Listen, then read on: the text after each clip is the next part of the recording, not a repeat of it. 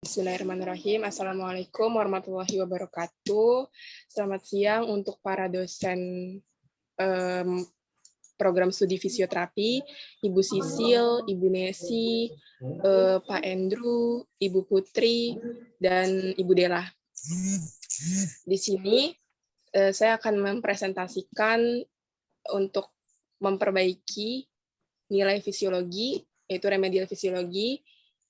Temanya itu dengan topik sistem syaraf tepi atau peripheral nervous system. Peripheral nervous system atau sistem syaraf tepi merupakan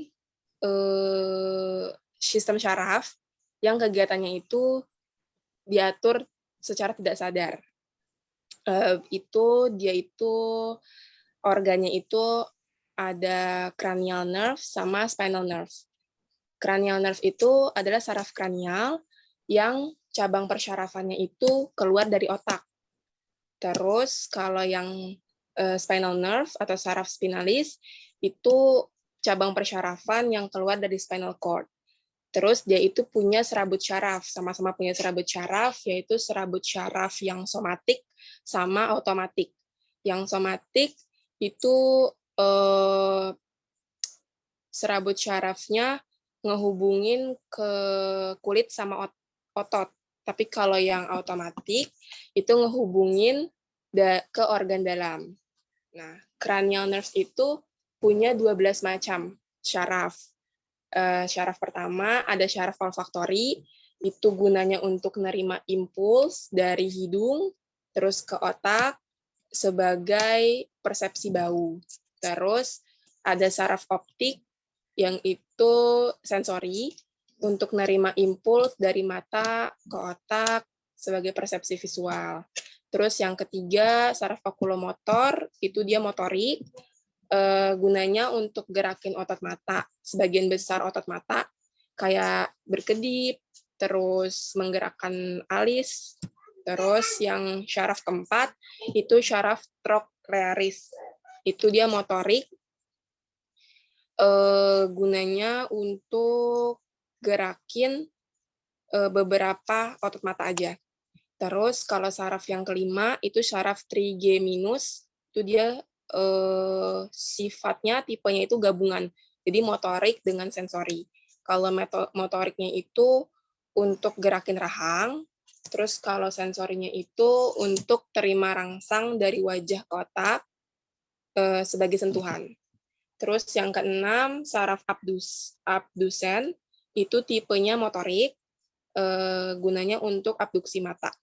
Terus yang ketujuh, saraf facialis, itu dia juga gabungan, sensori sama motorik, gunanya untuk rangsangan dari lidah, dikirim ke otak sebagai sensasi rasa. Terus kalau yang motoriknya itu, kendaliin otot wajah, supaya kita bisa berekspresi. Terus yang ke-8 syaraf vestibulococlearis itu sensori, gunanya untuk sensori vestibular sama koklea. Kalau yang vestibular itu dia untuk pengendali keseimbangan, tapi yang kalau koklea terima rangsangan nih yang diproses ke otak sebagai suara. Terus yang ke-9 glossopharyngeal, itu gabungan sensori sama motorik juga. Dia itu yang sensorinya nerima rangsangan dari lidah ke otak ya sebagai rasa. Terus motorik itu ngendaliin organ dalam. Terus ada yang vagus, saraf ke-10, gabungan juga sensori sama motorik. Dia itu nerima rangsang dari organ dalam. Kalau yang sensorinya. Untuk yang motoriknya mengendalikan organ dalam. Terus yang ke-11 itu aksesorius,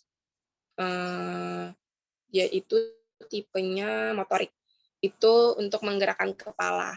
Terus yang ke-12 hipoglassus, ya hipoglassus, tipenya itu motorik, gunanya untuk kendalikan gerakan lidah.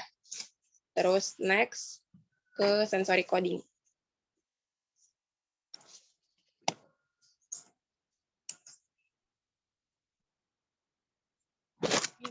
Nah, ya. Sensory coding. Sensory coding adalah penerjemah atau pengertian dari impuls yang diterima tubuh kita. Terus sensory coding itu ada 4. Ada yang modality, location, intensity, sama durasi. Kalau modality itu jenis sensori reseptornya nih yang kita terima. Contohnya kayak nociceptor, terus dia itu sensori yang menerima rangsangan rasa sakit. Terus buat location itu tempat terima impuls. Contohnya misalnya di telunjuk tangan bagian kanan kayak gitu. Terus intensity itu impulsnya itu seberapa besar yang dirasakan si tubuh kita. Contohnya itu kayak misalnya nyeri sedang, terus nyerinya banget, terus nyerinya biasa aja gitu. Terus ada durasi, itu waktu, lama waktu yang dirasakan. Impuls yang diterima, berapa lama waktunya yang dirasakan itu. Contohnya itu kayak misalnya 7 detik, 10 detik, 3 detik, atau cuma 2 detik. Lanjut ke mekanisme nyeri. Next.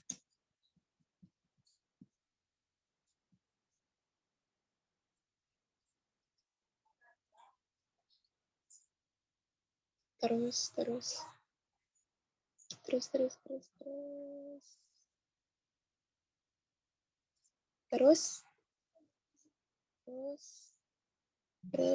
Ya, stop situ. Oke.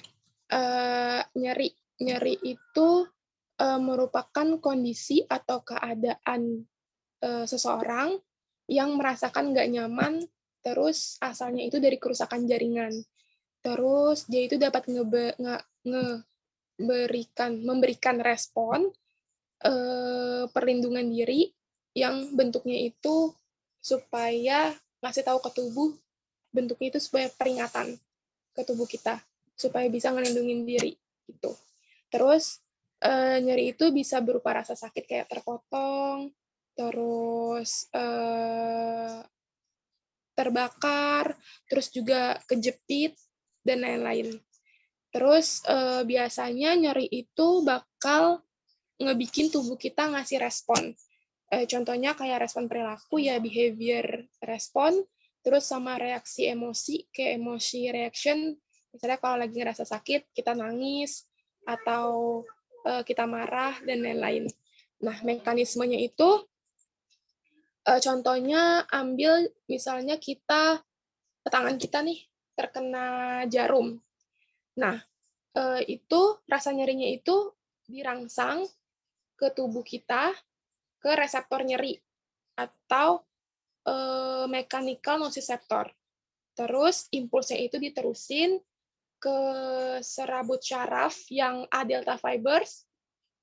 Terus dia itu diterusin lagi ke otak, sampai di otak nanti diartikan, dipersepsikan nyeri itu di tangan, misalnya di telunjuk tangan kanan gitu. Oke, itu materi terakhir. Sekian dari saya. Wassalamualaikum warahmatullahi wabarakatuh.